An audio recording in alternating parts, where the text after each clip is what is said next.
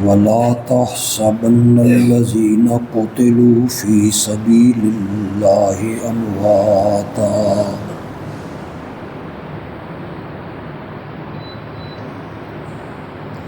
بل أحياء عند ربهم يرزقون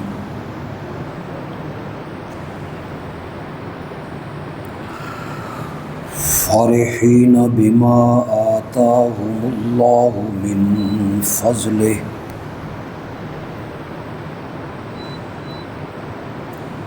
ويستبشرون بالذين لم يلحقوا بهم من خلفهم ألا خوف عليهم ولا هم يحزنون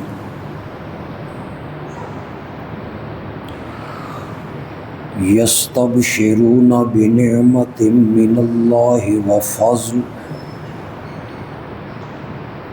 وأن الله لا يضيع أجر المؤمنين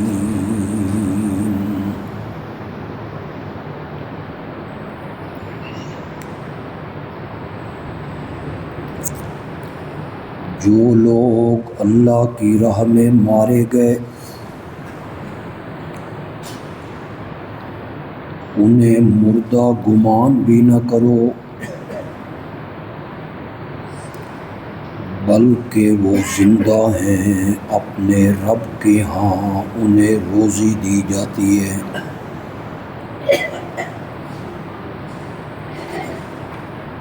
خوش ہیں ان نعمتوں پر جو اللہ نے اپنے فضل سے انہیں عطا کی ہیں اور خوش ہوتے ہیں ان لوگوں کے متعلق جو ابھی انہیں پیچھے سے ملے نہیں کہ وہ بھی یہاں آئیں گے تو ان پر کوئی خوف بھی نہیں ہوگا اور نہ وہ غمگین ہوں گے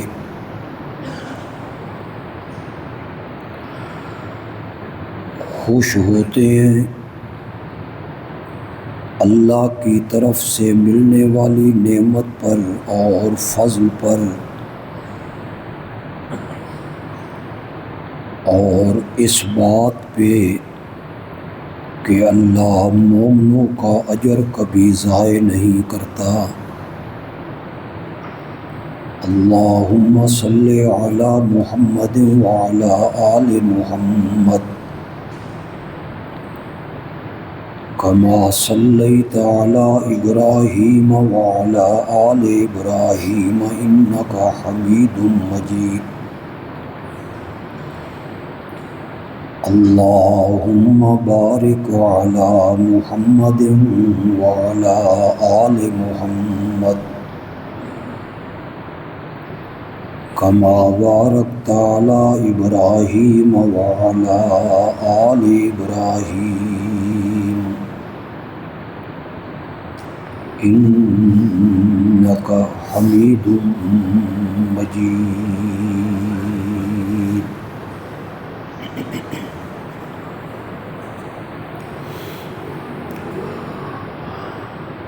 پچھلے 2-3 خطبوں میں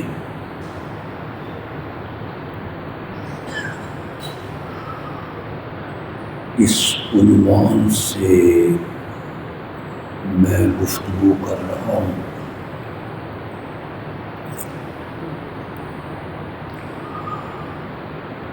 کہ شہادت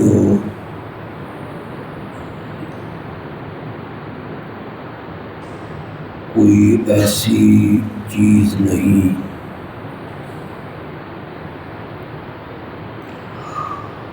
جس پر افسوس کیا جائے غم منایا جائے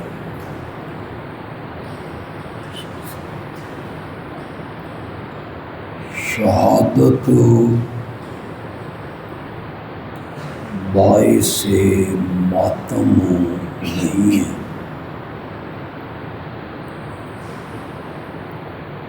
بلکہ مومن کے لیے شہادت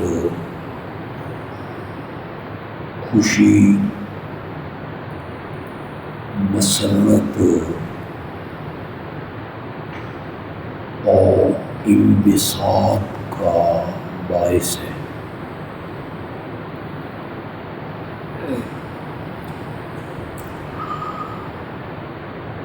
شہادت کا درجہ پانے والا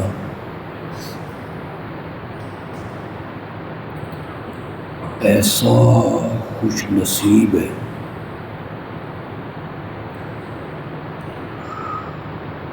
کہ اللہ قیامت کے دن اسے 70 افراد کے حق میں شفاعت کی اجازت دی۔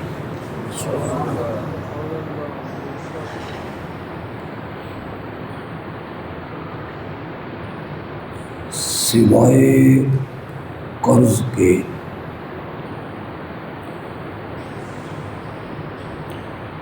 شہید کے باقی تمام گناہوں کو اللہ معاف کر دے۔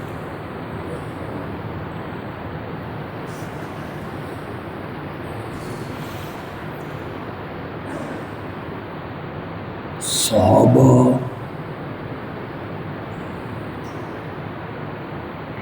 جنگوں میں دعائیں مانگتے تھے، تمنا کرتے تھے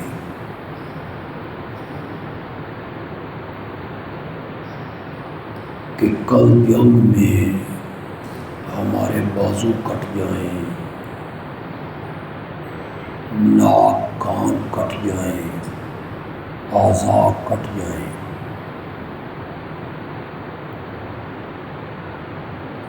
اور اس حالت میں ہم اللہ کے حضور پیش ہوں۔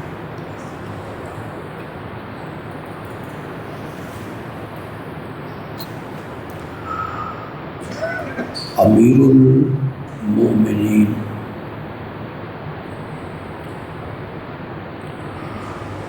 خلیفہ ثانی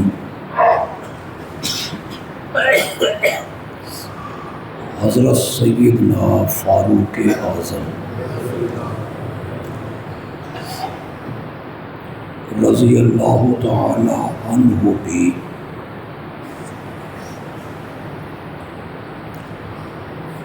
عمر کے آخری ایام میں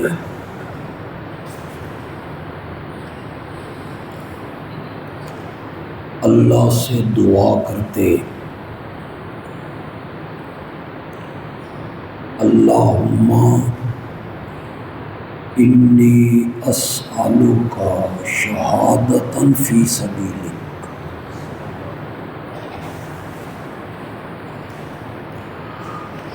میری التجا اور سوال اور درخواست یہ ہے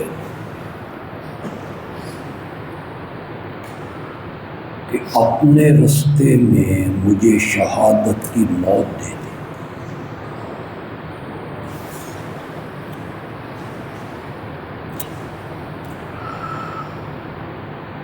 شہادت کوئی ایسی عظمت کی چیز تو ہے نا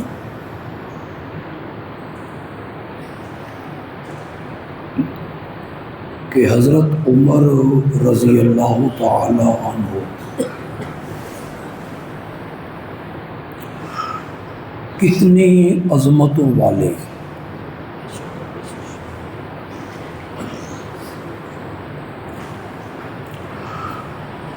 کتنا ان کا مقام ہے، درجہ ہے، شان ہے۔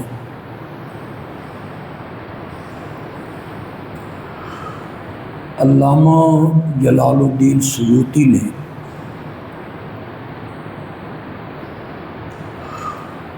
قرآن مقدس کی تقریباً 22 آیتیں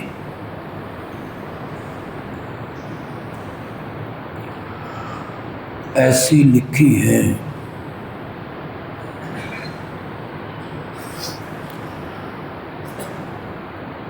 علماء تو کہتے ہیں کہ حضرت عمر نے ایک رائے دی، مشورہ دیا، آپ نے اسے قبول نہیں کیا۔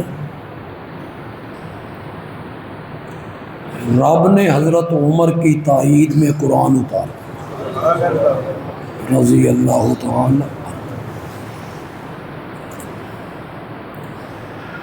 لیکن نہیں،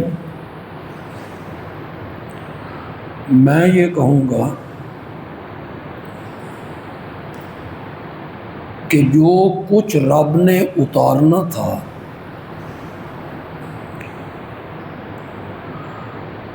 حضرت عمر نے اسی کے مطابق رائے دی تھی۔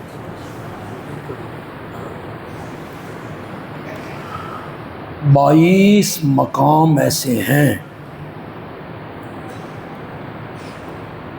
پھر میرے آقا نے کہا، عمر یوں محسوس ہوتا ہے تو اللہ کی زبان ہے۔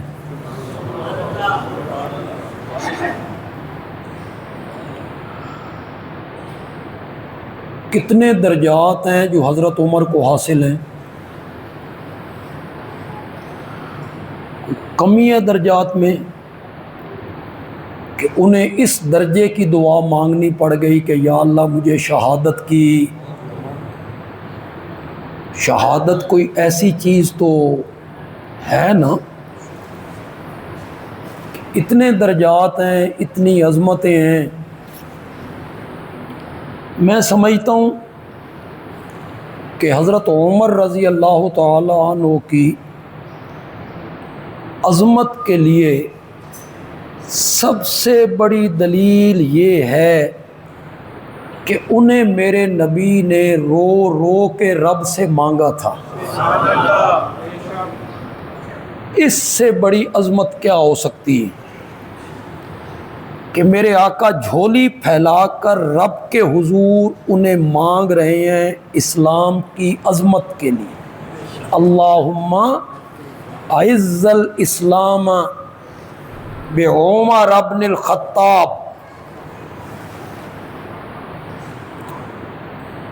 ایک منٹ کے لیے آپ تھوڑا سا غور فرمائیں، یہ دعا میرے آقا کب مانگ رہے ہیں؟ جب آپ کا ساتھی کوئی نہیں تھا، کوئی بندہ آپ کے ساتھ نہیں تھا، اور آپ اسلام کی عزت کے لیے، عظمت کے لیے، عروج کے لیے رب سے رو کے انہیں مانگ رہے ہیں؟ نہیں، تقریباً 40 بندے پہلے مسلمان ہو چکے ہیں، اور وہ کوئی معمولی لوگ نہیں ہیں۔ ان میں حضرت ابوبکر رضی اللہ تعالی، ان میں حضرت عثمان رضی اللہ تعالی عنہ، اس میں حضرت علی رضی اللہ تعالی، حضرت طلحہ، حضرت زبیر، حضرت عبد الرحمن ابن عوف، سعد ابن ابی وقاص۔ یہ کوئی معمولی لوگ ہیں؟ پتہ نہیں لوگ دماغ ان کا چل گیا بھی ایسی ہستیوں پہ تنقید کرتے ہیں۔ یہ جس ایران میں بیٹھ کر صحابہ پہ تبرہ کرتے ہو، اس کا فاتح کون تھا؟ سعد ابن ابی وقاص۔ سعد ابن ابی وقاص نے تو فتح کیا تھا ایران کو، اور خلافت کا دور حضرت سیدنا فاروق اعظم رضی اللہ تعالیٰ عنہ کا تھا۔ بس یوں ہی لوگوں میں پروپیگنڈے کرتے رہتے ہو، یہ بھگوڑے تھے، بزدل تھے، جنگوں میں بھاگ گئے تھے، جنگوں میں بھاگ گئے تھے تو ایران کو کیسے فتح کر لیا؟ روم کو ناکو چنے کس طرح چبوا دیے انہوں نے؟ جس طرف نکلے اسلام کے جھنڈے گاڑتے چلے گئے۔ یہ سارے لوگ مسلمان ہو چکے ہیں، حضرت سعد بھی، حضرت طلحہ بھی، حضرت زبیر بھی، حضرت سیدنا صدیق اکبر بھی، حضرت عثمان بھی، حضرت علی بھی، حضرت حمزہ بھی۔ ان سب کی موجودگی میں میرے نبی نے دعا مانگی، मौला ये सारे मुसलमान हो गए, इस्लाम दी गड्डी नहीं टुरदी, नहीं चलती ईमान की गाड़ी। मौला ईमान दी गड्डी चलाना चाहना ते खत्ताब दा बेटा उमर दे दे मेरे अल्लाह रजी अल्लाह ताला। रब से मांग के लिया था, दुआएं मांगी थी। फिर जब वो ईमान लाए तो सिर्फ ज़मीन वालों नहीं, आसमान वालों ने भी खुशियां मनाई। आसमान पे भी खुशियां हुई कि उमर दामन इस्लाम में आ गए।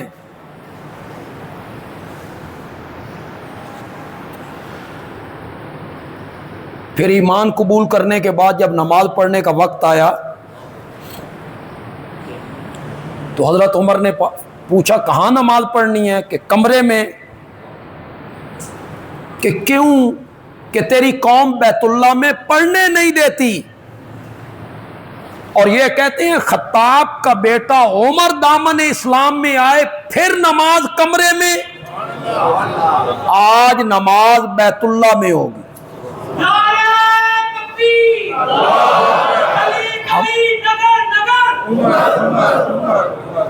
हमला हैदरी वाला कहता है ये जो 40 बंदों का काफिला था, ये उस घर से निकला है, बैतुल्लाह की तरफ जा रहा है। आगे आगे हजरत उमर हैं, उनके साथ हजरत हमजा हैं। हजरत हमजा भी कोई कम दर्जे के बहादुर हैं, बड़े शुजा हैं, बड़े जंगजू हैं। हजरत उमर जब आए थे ईमान कबूल करने के लिए तो दरवाजा बंद था ना, उन्होंने दस्तक दी थी, इनके बहनोई साथ थे। तो किसी ने कहा या रसूलल्लाह उमर आए हैं, सहम गए सारे। तो हजरत हमजा ने कहा था खोल दो दरवाजा, अगर सही नीयत से आया है तो सर आंखों पर, और अगर कोई गलत नजरिया लेके आया है तो गर्दन काट के उसके सीने पे रख दूंगा। मेरे नबी ने फरमाया हमजा इतने जोश में ना आओ, ये उमर नहीं आ रहा है, मोहम्मद की दुआ आ रही है सल्लल्लाहु अलैहि वसल्लम। जो अर्श का सीना चीर के रब के पास पहुंची। बैतुल्लाह में आए,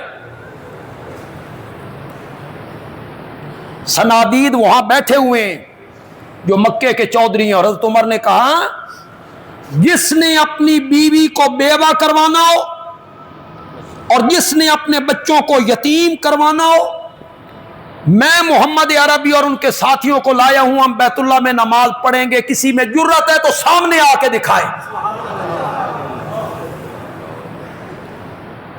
बस एक जुमला कहना चाहता हूं, पूरी तारीख उसमें आ जाएगी। इसने ईमान कबूल किया तो इस्लाम को बंद कमरे से निकाल के बैतुल्लाह में लाया, और जब ये खलीफा बना तो इसने इस्लाम को मदीने से लेके ईरान तक पहुंचा दिया।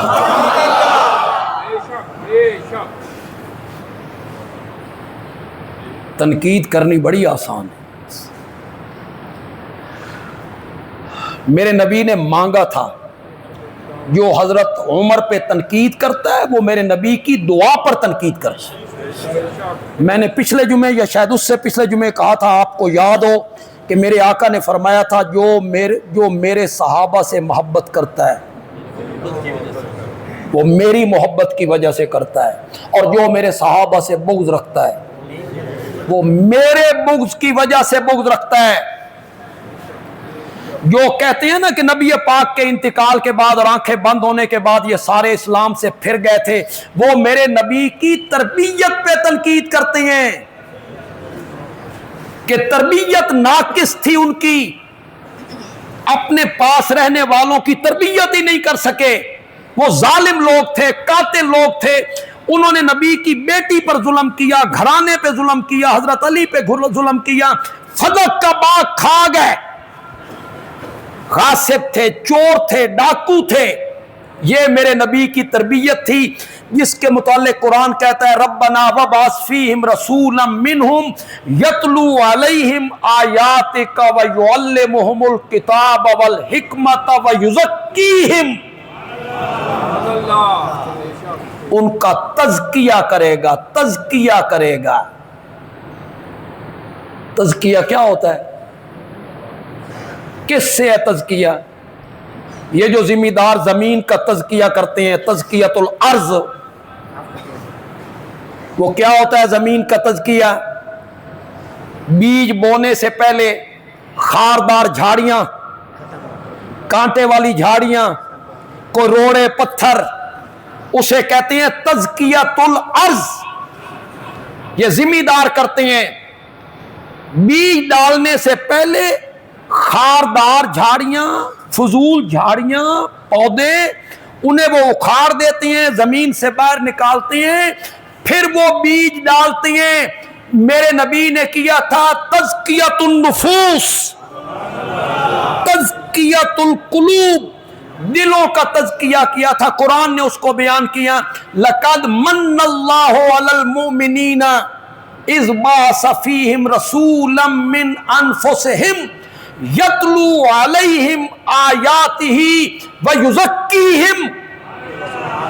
کیا کرے گا؟ ان کا تزکیہ کرے گا، دلوں کی صفائی کرے گا۔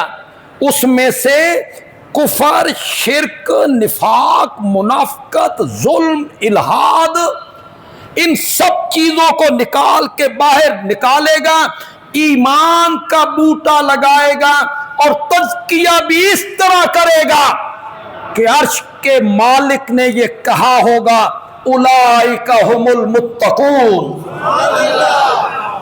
وہ سارے کیا ہیں؟ اولئک ھم الصادقون، اولئک ھم الراشدون، وہ سارے ہدایت یافتہ ہیں۔ اولئک ھم المفلحون، وہ سارے کامیاب ہیں۔ اللہ کہتے ہیں میں نے اپنی قدرت کے ہاتھوں سے ان کے سینے میں ایمان لکھ دیا ہے۔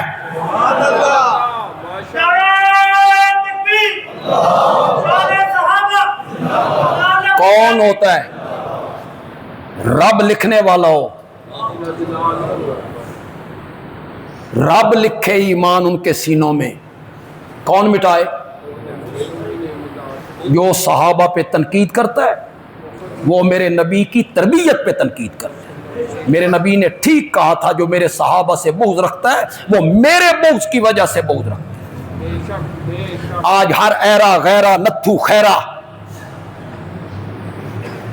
جس کی کوئی حیثیت نہیں، کوئی علمی حیثیت نہیں، کوئی عالم نہیں، فقیہ نہیں، مفتی نہیں، وہ بولتا ہے معاویہ باغی تھا، معاویہ طاغی تھا۔ ایسے لفظ نکالتے ہیں زبان سے کہ بندہ کانپ جاتا ہے کہ یہ قیامت کے دن نبی پاک کا سامنا کیسے کریں۔ قرآن کہتا ہے، آؤ قرآن کے ترازو پہ تولیں، بَإِن طَائِفَتَانِ مِنَ الْمُؤْمِنِينَ اقتتلوا، اگر مومنوں کی دو جماعتیں آپس میں لڑیں، سن رہے ہو کہ نہیں سن رہے ہو؟ میں نہ چلو تسی میں نہ کرو۔ بھائی طائفتان، طائفتن ایک گروہ، طائفتان دو گروہ، من المومنین اقتتلوا، کیا کریں؟ فَأَصْلِحُوا بَيْنَهُمَا، ان دونوں کے درمیان میں صلح کرواؤ، کہ لڑائی ختم کرو بھائی، تم دونوں مومن ہو، مسلمان ہو، صلح کرو۔ فَإِن بَغَتْ إِحْدَاهُمَا عَلَى الْأُخْرَى، اور اگر ان میں سے ایک جماعت بغاوت کرے، چڑھائی کرے، نہ مانے، تو سارے مل کر ان باغیوں سے جنگ کرو۔ کون کہتا ہے؟ کون کہتا ہے؟ سن رہے ہو کو نہیں سن رہے ہو؟ کیا کہتا ہے قرآن؟ مومنوں کی دو جماعتوں کے درمیان کیا کرواؤ؟ اگر ایک جماعت نہ مانے باغی رہے تو سارے مل کر اس کے خلاف جنگ کرو۔ معاویہ باغی تھا تو حضرت علی کو جنگ کرنی چاہیے تھی کہ صلح کرنی چاہیے تھی؟ بولو بولو، قرآن کیا کہتا ہے؟ ان کے ساتھ کیا کرو؟ حضرت علی نے کیا کی؟ حضرت حسن نے کیا کی؟ کچھ ثانوی سمجھاؤ۔ حضرت علی نے قرآن پہ عمل کیا یا نہیں کیا؟ حضرت حسن نے قرآن پہ عمل کیا یا نہیں کیا؟ قرآن واضح کہتا ہے اگر ایک جماعت بغاوت پہ آمادہ ہو تو سارے مل کر ان باغی گروہ سے جہاد کرو، لڑو مل کر ان سے۔ قرآن کہتا ہے باغیوں سے لڑو۔ حضرت علی کیا کر رہے ہیں؟ سنو۔ حضرت حسن کیا کر رہے ہیں؟ سنو۔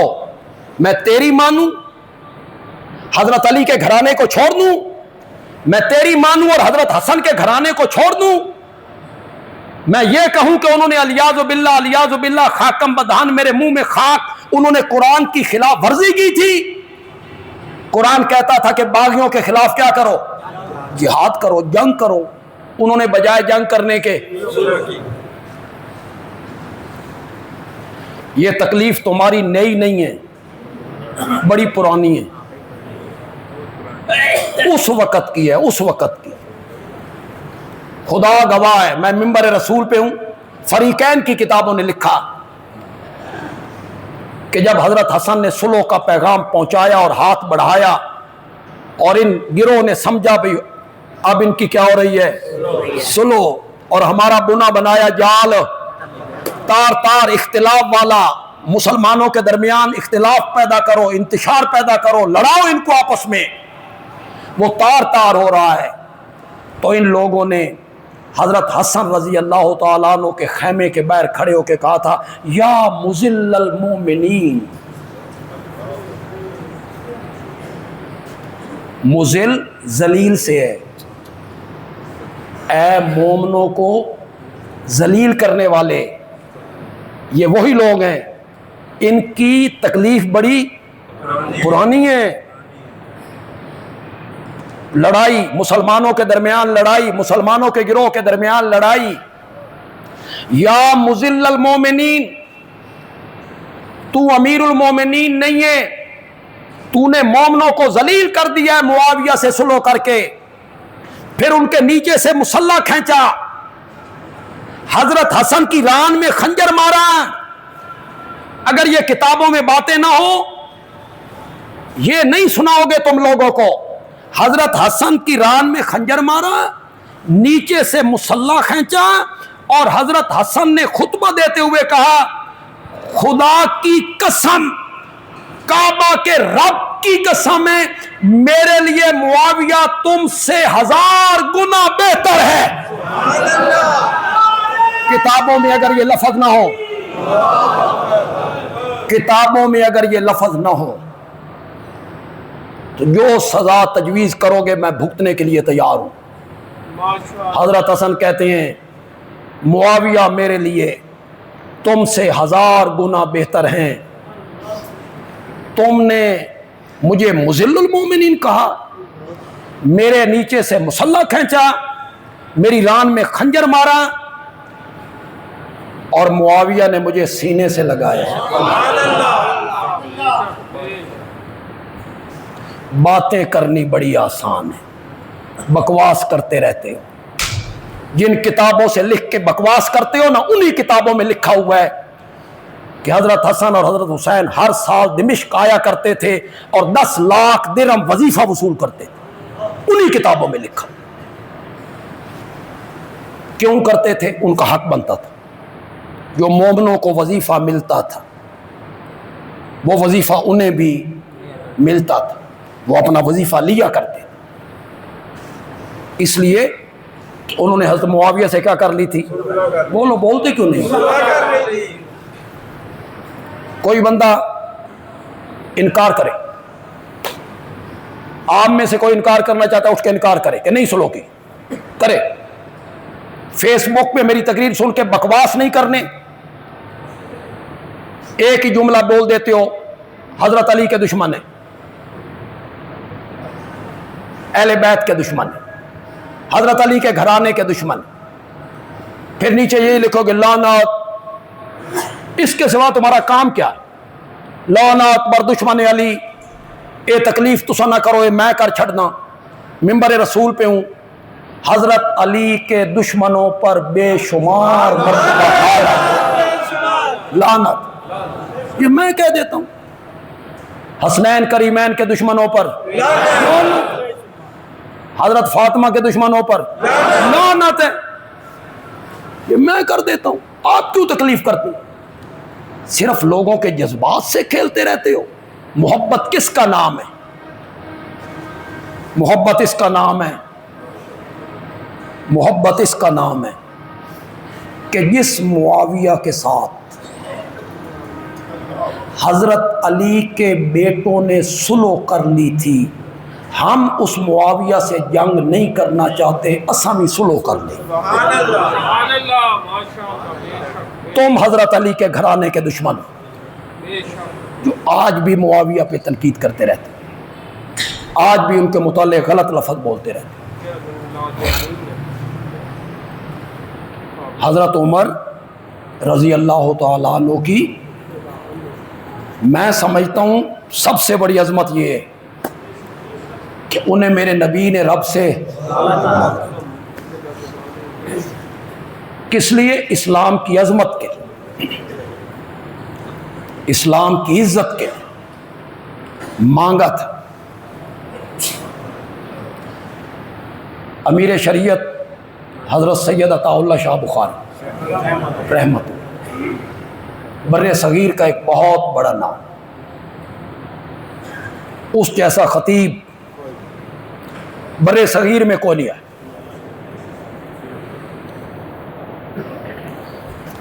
ہم نے انہیں سنا نہیں، ان کے شاگردوں کی زبانی ان کی باتیں سن. وہ بڑی عجیب باتیں کیا کرتے تھے. خطیب تھے نا. حکیم الامت مولانا اشرف علی تھانوی رحمۃ اللہ علیہ سے کسی نے پوچھا کہ امیر شریعت کے متعلق آپ کا کیا خیال ہے؟ تو انہیں فرمایا عطا اللہ شاہ کی باتیں تو عطائے الہی ہوتی ہیں، وہ کتابوں میں لکھی ہوئی نہیں ہوتی، صدری باتیں ہوتی. خطیب آدمی ہے نا. کسی نے پوچھا شاہ جی حضرت سیدنا علی رضی اللہ تعالیٰ عنہ اور حضرت سیدنا عمر رضی اللہ تعالیٰ عنہ ان کے درمیان فرق کیا ہے؟ دونوں صحابی ہیں، دونوں السابقون الاولون میں ہیں، دونوں من المہاجرین ہیں، پھر ان دونوں میں فرق کیا ہے؟ شاہ جی نے 2 لفظوں میں فرق بیان کیا، کوئی لمبی تقریر نہیں کی. اسے کہتے ہیں خطابت. شاہ جی نے کہا علی مرید محمد ہے اور عمر مراد محمد ہے.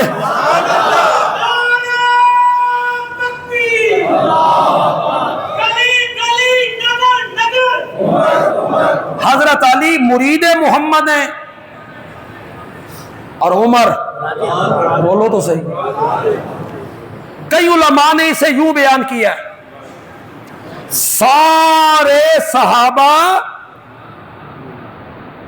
اسلام کے طالب ہیں. طالب سمجھ، ڈھونڈنے والے طلب کرنے والے. سارے صحابہ دین کے اسلام کے طالب ہیں. عمر صرف طالب نہیں ہے، عمر دین کا مطلوب ہے. اسے طلب کیا گیا ہے، اسے ڈھونڈا گیا ہے. ایک جملہ بندیالوی بھی کہنا چاہتا ہوں. 2 جملے تو میں نے علماء کے نقل کر دی. مرید محمد مراد محمد، وہ طالب دین، وہ مطلوب دین. میں کہتا ہوں سارے صحابہ میرے نبی کے محب ہیں. عمر صرف محب نہیں ہے، عمر میرے نبی کا محبوب بھی ہے. اگلی بات آپ نے سمجھنی، یہ تسی سمجھ جاؤ نا، میرا دل باغ باغ ہو جائے، میں بڑی خوشی محسوس کروں گا اگر آپ سمجھ گئے تو۔ سارے صحابہ محب میں عمر محبوب ہے۔ محبوب جو ہوتا ہے نا، محبوب ہو، یہ اپنے محب سے کبھی کبھی ایسی باتیں کر لیتا ہے جو اور کوئی نہیں کر سکتا۔ اسے ناز ہوتا ہے نا کہ میں محبوب ہوں، اے میرے نال محبت کردا ہے، میرے نال پیار کردا ہے، اس میری مننی ہے۔ محبوب کبھی کبھی ایسی باتیں کر لیتا ہے جو محبوب کے علاوہ کوئی نہیں کر سکتا، کوئی نہیں کر سکتا۔ اسی لیے جب عبداللہ ابن ابی کے جنازے پر میرے نبی آئے اور مصلی پہ آئے، کوئی صحابی نہیں بولا، عمر آگے بڑھا اور اس نے میرے نبی کا دامن پکڑ کے کہا، یا رسول اللہ کس کا جنازہ پڑھا رہے ہیں؟ یہ وہی نہیں ہے جو احد کے میدان میں 300 ساتھیوں کو لے کے واپس چلا گیا تھا، غزوہ بنی المصطلق میں پانی کے مسئلے پہ مہاجرین و انصار کو لڑا دیا تھا؟ یہ وہی نہیں ہے جس نے آپ کی قتل کی سازشیں کی تھی، منافقت کی تھی؟ اس کا جنازہ؟ میرے آقا نے فرمایا، عمر میں اس کی زیادتیوں کو دیکھوں کہ اپنی رحمت کو دیکھوں، اپنی رحمت کو دیکھوں، مجھے جنازہ پڑھا لینے دے۔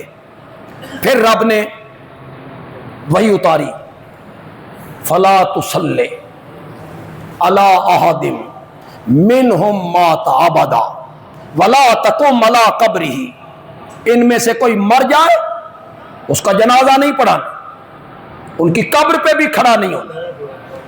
اب رب نے منع کر دیا، جب تک رب نے منع نہیں کیا میرے نبی نے جنازہ اس کا پڑھا دیا۔ کسی صحابی نے نہیں روکا تو کس نے روکا تھا؟ حضرت عمر نے روکا۔ یہ میرے نبی کا کیا ہے؟ محبوب۔ حضرت عمر رضی اللہ تعالیٰ عنہ کو بڑی مدت کے بعد یہ بات کہہ رہا ہوں، کئی سالوں کے بعد کہہ رہا ہوں،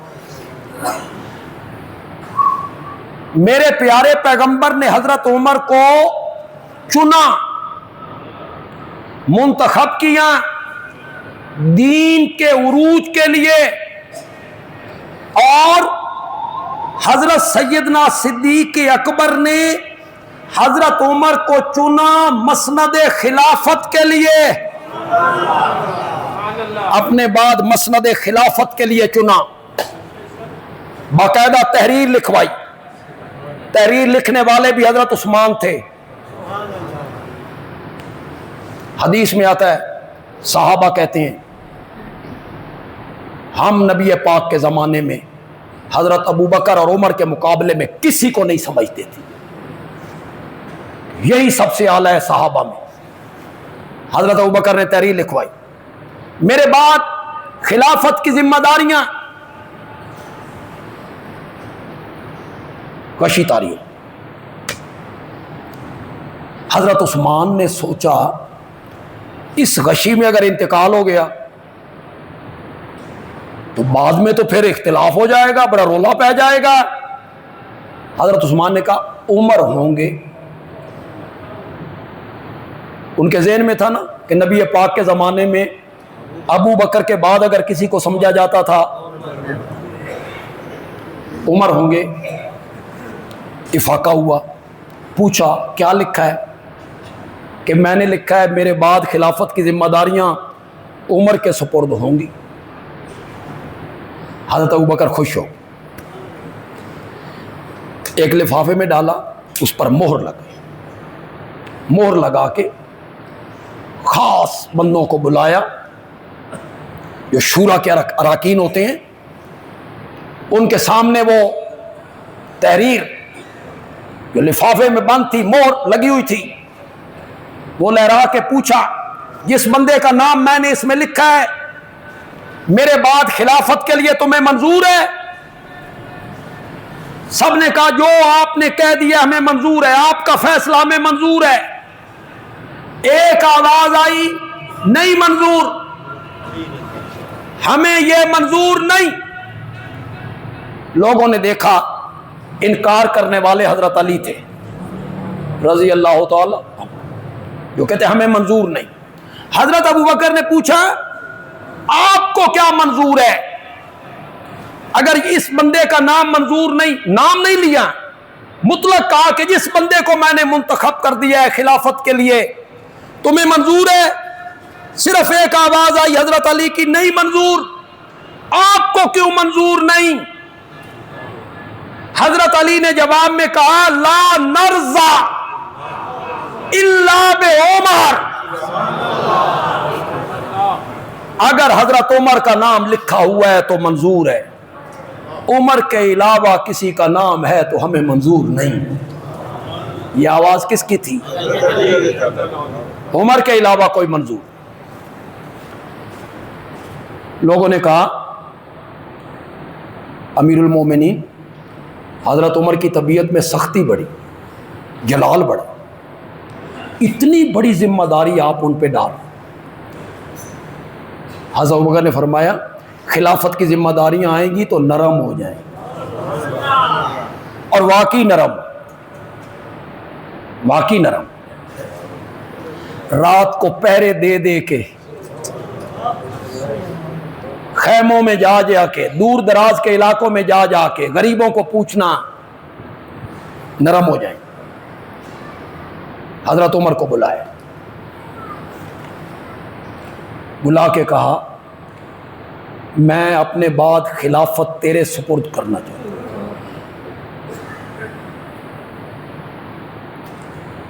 کیسی تربیت ہے میرے نبی کی۔ حضرت عمر نے کہا نہیں جی نہیں، کسی اور کو دے دیں، مجھے معاف رکھیں، یہ ذمہ داری مجھے نہ دیں۔ ایک منٹ کے لیے تصور کرو،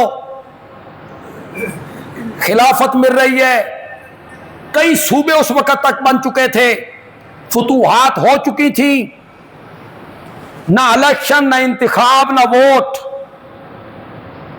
مفت میں حکومت، اقتدار، خلافت جھولی میں گر رہا ہے، جھولی میں، کوئی محنت بھی نہیں کرنی۔ میرے نبی نے کیسی تربیت کی، کوئی شوق نہیں اقتدار کا، حکومت کا، خلافت کا، کوئی شوق نہیں، کسی اور کو دے دیں، مجھے اس کی ضرورت نہیں، مجھے خلافت کی کوئی ضرورت نہیں۔ ہمارے ہاں انتخاب ہوتے ہیں، اس میں پھر کیا کچھ ہوتا ہے وہ آپ مجھ سے بہتر جانتے ہیں۔ آج آزادی کا دن منایا جا رہا ہے، وہ لوگ تو ضرور منائیں جن کے گھروں میں بڑی خوشحالیاں ہیں، برسر اقتدار لوگ ہیں، جن کے گھروں میں ہیوی جنریٹر لگے ہوئے، انہیں گرمی بجلی کے جانے آنے کا کوئی احساس نہیں ہوتا، انہیں پتہ بھی نہیں ہوتا۔ ان کے گھر کے کمرے ہر جگہ اے سی ہے، پھر کار اے سی، پھر دفتر اے سی۔ انہیں یہ بھی پتہ نہیں ہے کہ جب 201 یونٹ ہوتا ہے تو غریب پر کیا بیتتی، وہ بیچارہ اسی چکر میں رہتا ہے کہ 198، 195، 99، اللہ کرے اسی پر رک جائے۔ آگے واپڈا والے ہمارے بڑے مہربان ہیں، وہ 5 دن ریڈنگ لیٹ کرتے ہیں بے 200 تو ودے۔ اس گرمی کے موسم میں مزدور سارا دن کام کرتا ہے، رات وہ آرام کرنا چاہتا ہے، آپ رات کو 1 گھنٹے 2 گھنٹے کے لیے بجلی لے لیتے ہیں، وہ بیچارہ بند کمرے میں تڑپتا رہتا ہے، اس کے بچے تڑپتے رہتے ہیں۔ آپ تو سولر سسٹم میں ہیں، اے سیوں میں ہیں، جنریٹر میں ہیں، اس غریب کا بھی تو کوئی لحاظ کی۔ آپ کا کیا خیال ہے، یہ سارا نظام صحیح ہے؟ یہ 199 اور 201 کا جو چکر ہے، 199 میں 3000 3500 اور 201 میں 9000۔ دنیا کا کون سا قانون ہے کہ 2 یونٹ استعمال کرو تو 6000 بل بڑھ جائے؟ وہ 2 یونٹوں کی قیمت ہے 6000۔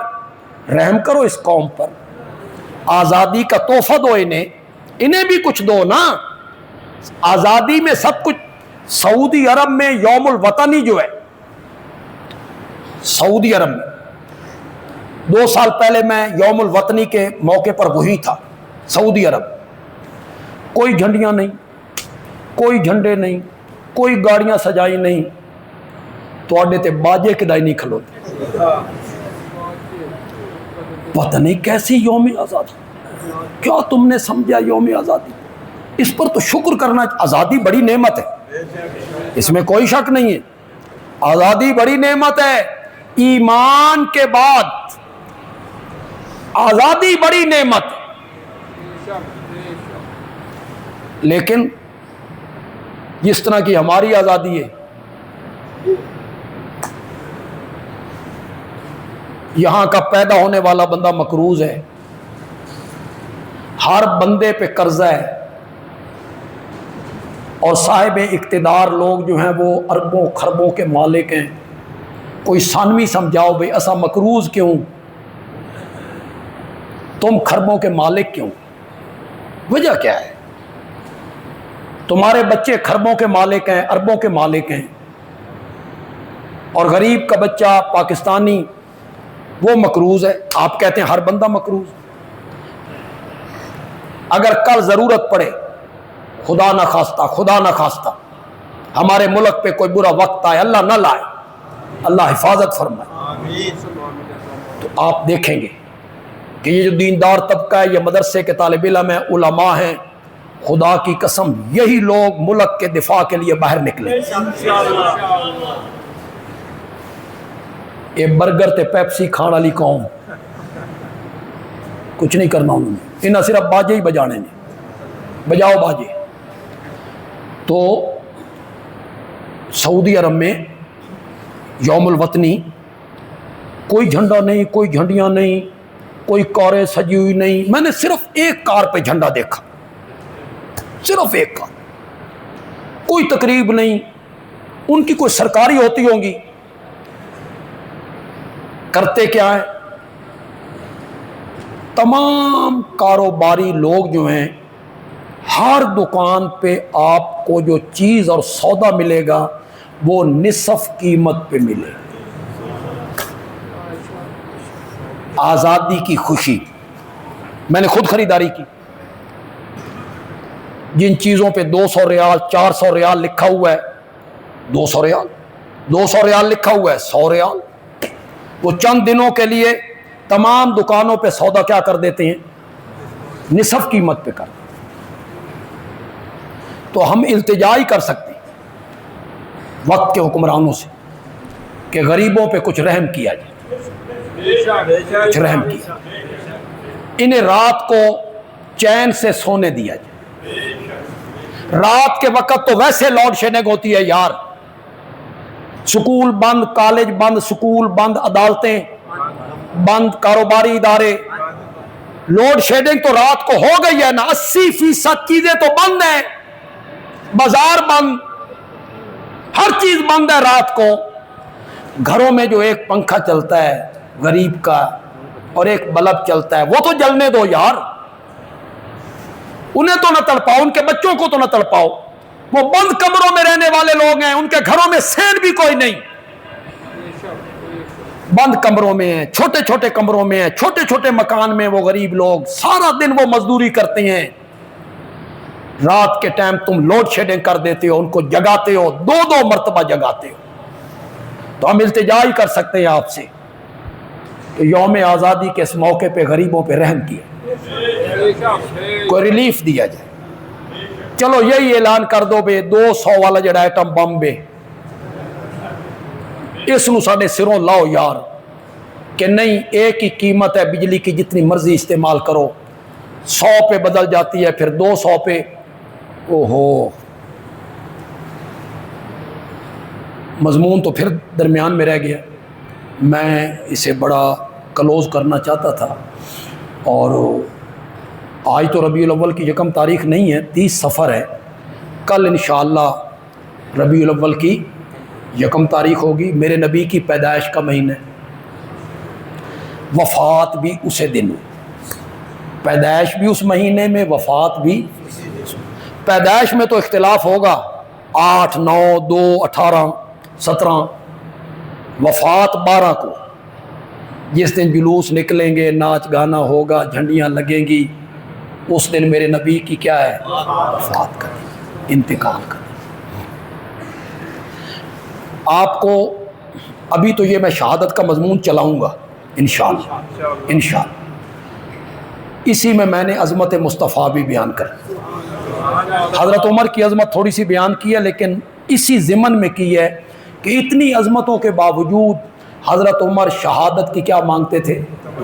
معلوم ہوتا ہے شہادت کا مرتبہ کوئی بڑا مرتبہ. میرا یہ اصول رہا ہے جمعے کے خطبات میں کہ میں ہر جمعے الگ الگ موضوع بیان نہیں کرتا جس طرح عام خطیب کرتے ہیں. اس جمعے پہ نماز ہو گئی، اگلے پہ روزہ ہو گیا، اگلے پہ اخلاق ہو گیا، اگلے پہ معاملات ہو گئے، اس موضوع پہ وہ بیان کرتے ہیں. نہیں، میں ایک مضمون کو شروع کرتا ہوں تسلسل کے ساتھ. وہ سال پہ چلا جائے، 2 سال پہ چلا جائے، 3 سال پہ چلا جائے. اگر آپ میں سے کسی کو یاد ہو تو میں نے آیت الکرسی کی تفسیر بیان کی تسلسل کے ساتھ. پھر اگر آپ کو یاد ہو تو میں نے نماز کا ترجمہ تسلسل سے بیان کیا. اگر آپ کو یاد ہو تو میں نے اللہ کے حسین نام تقریباً میں نے 3 سالوں میں بیان کیے. ہر جمعے پہ ایک نام، اللہ کا حسین نام، اس کا میں تذکرہ کرتا.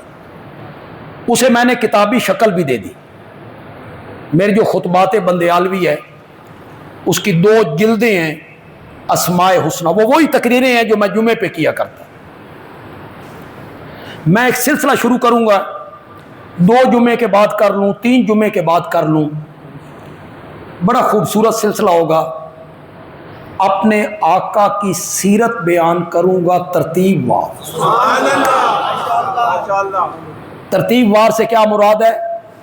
پیدائش سے انتقال تک. اس میں جتنے واقعات آئیں گے، جتنے حالات آئیں گے، اس میں جنگیں بھی آئیں گی، توحید کا عنوان بھی آئے گا، معراج بھی آئے گی، اس میں بڑی چیزیں آئیں گی. اللہ آپ کی بھی زندگی کرے، میرے لیے بھی دعا کرے، اللہ میری زندگی کرے، صحت کے ساتھ زندگی کرے. یہ پتہ نہیں 4 سالوں تک چلے، کوئی یہ معمولی موضوع نہیں ہے، بڑا وسیع مضمون. اور خطیبوں کے ہتھے چڑھ جائے تو پھر بات سے بات نکلتی چلی جاتی، ادھر ادھر بھی جانا پڑتا ہے. تو یہ مضمون میں 1-2 جمعوں کے بعد شروع کروں گا. آپ اپنے دوستوں کو اس سے آگاہ کریں. آپ حضرات میرے ساتھ ایک تعاون کریں کہ پہلے تو یہ بتائیں اور دل پہ ہاتھ رکھ کے بتائیں کہ ہم شوق سے اپنے آقا کی سیرت کا یہ موضوع سننا چاہتے ہیں، ترتیب وار سننا چاہتے ہیں. خاندان آپ کا کیا تھا، پیدا کیسے ہوئے، نام کیا رکھا گیا، نبوت سے پہلے کیا کیا واقعات ہوئے، نبوت کس طرح ملی، اس کے بعد کیا کیا ہوا، ہم سننا چاہتے ہیں. اس میں میں ان لوگوں سے خاص کر کے مخاطب ہوں جو میری تقریر کے شروع ہونے کے صرف 5-10 منٹ بعد آ جاتے ہیں. یعنی 1:45 تقریر شروع ہوتی ہے تو وہ 1 سے پہلے آ جاتے ہیں. بس یہی 10 منٹ 12 منٹ وہ لیٹ ہوتے ہیں. وہ تھوڑی سی اپنی ترتیب بدلیں. اتنے ہوں چپ کر گئے ہو تسی. وہ اپنی ترتیب بدلیں کہ وہ 10 منٹ جو ہم لیٹ ہوتے ہیں ہم نے آئندہ لیٹ نہیں ہونا. ٹھیک ہے، ہم نے لیٹ نہیں ہونا. ہم نے ابتدا سے وہ مضمون جس جمعے پہ ختم ہو جائے گا مضمون، اگلے جمعے اس سے آگے شروع ہوگا، اسی سے ہم جوڑیں گے اس مضمون کو۔ تو ہم نے وہ سننا ہے، آقا کی سیرت ہم نے سننی ہے۔ حافظ آباد میں ہمارے ایک عالم ہیں مولانا مفتی محمد طیب صاحب، وہ ربیع الاول میں پورا مہینہ ہر روز رات کو 1 گھنٹہ ترتیب وار سیرت کا یہ مضمون بیان کرتے، 6واں 7واں سال ہے ان کا۔ رات میں حافظ آباد تھا، کل ان کا آغاز تھا، پہلا بیان میرا تھا وہاں، میں کر کے رات آیا ہوں بیان۔ تو وہ تو 1 مہینے میں سمیٹ لیتے ہیں، لیکن مجھ سے نہیں سمیٹا جائے گا۔ مجھے پتہ ہے کہ یہ مضمون 2 سال 3 سال 4 سال تک بھی محیط ہو جائے گا انشاءاللہ، ساتھ ساتھ دوسرے مضمون بھی چلتے رہیں گے۔ تو آپ سننے کے لیے ذرا جلدی تشریف لایا کریں۔ ہمارا جو خادم ہے مسعود مدرسے کا، جسے کینسر کی تکلیف ہوئی، اس کے 2 آپریشن ہو چکے لاہور میں، لیکن فی الحال وہ صحیح نہیں۔ تقریباً 2.25 لاکھ کے قریب رقم جمع ہوئی تھی، اور 2.25 لاکھ تو کینسر کے مرض میں اور لاہور میں کچھ بھی نہیں۔ اگر آپ میں صاحب ثروت کوئی حضرات ہیں، زکوٰۃ فنڈ میں، صدقے میں، کسی فنڈ میں وہ مستحق ہیں، تو جمعے کے بعد یا کسی وقت بھی آپ مجھ سے مل لیں، اور اس فنڈ میں آپ مد میں آپ ضرور ہمارے ساتھ تعاون کریں۔ دیں جی اذان، درس قرآن انشاءاللہ ہوگا جی مغرب کے بعد انشاءاللہ۔